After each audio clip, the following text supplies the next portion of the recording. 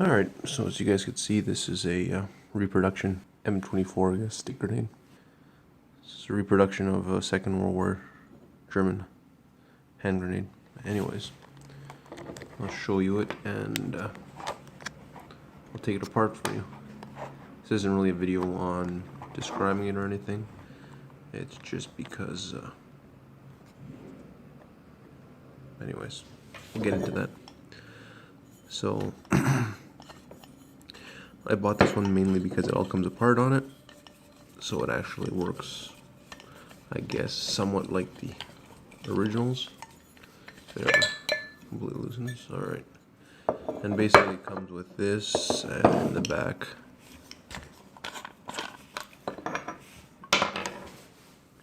comes with this little plastic ball, and the tube is hollow.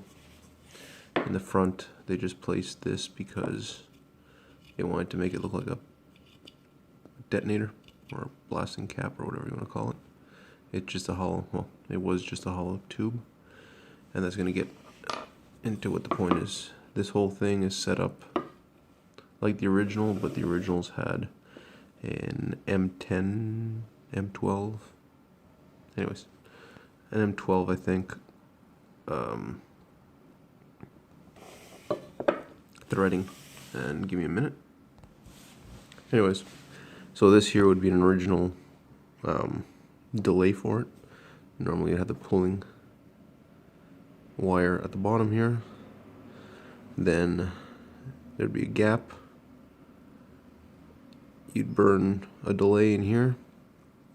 It would then reach the end here, which at the end on this side you've got a detonator that goes into it. As you could tell, normally these things here are taken, they're put in, screwed in, and then well, there's a video on it. So what it is a string comes through here.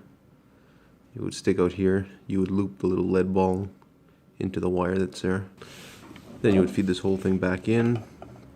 This would stick out. You'd put your detonator cap in there, and you would have an explosive filled can here. And the detonator would fit into a groove that's there. Anyways, as you could tell, this thing here is a left-hand thread instead of a right-hand thread, which means that you would go counterclockwise to screw it in.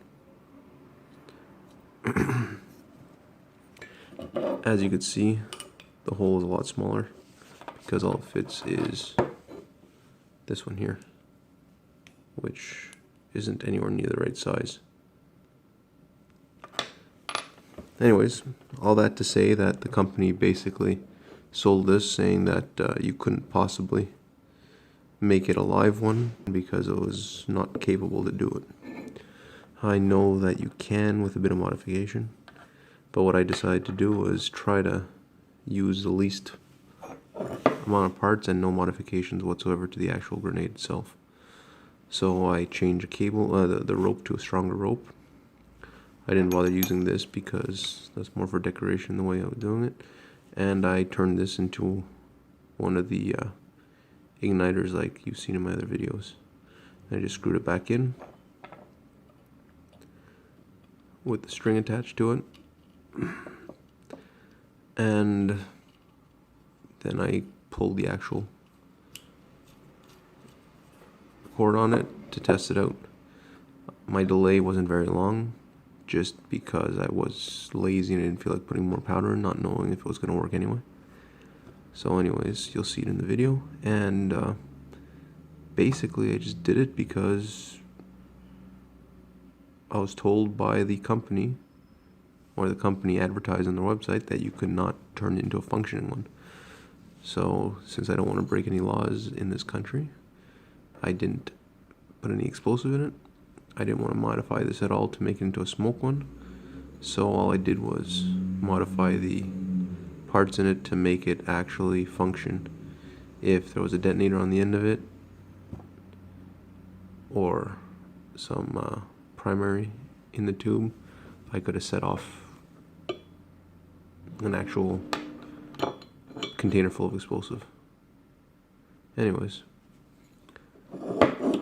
here's a video, and it's not very long, but you'll see it working. Probably could be used for stuff like paintball or I don't know, any of those hobbies people have that involve World War II reenacting or whatever. So, like I said, this was just to say that yes, it can be done, even though I'm not going to do it because for $50 these are a little expensive to throw away and go to jail for. Anyways, hope you guys enjoy the test video, and if you have any questions, please leave a comment. Thanks for watching.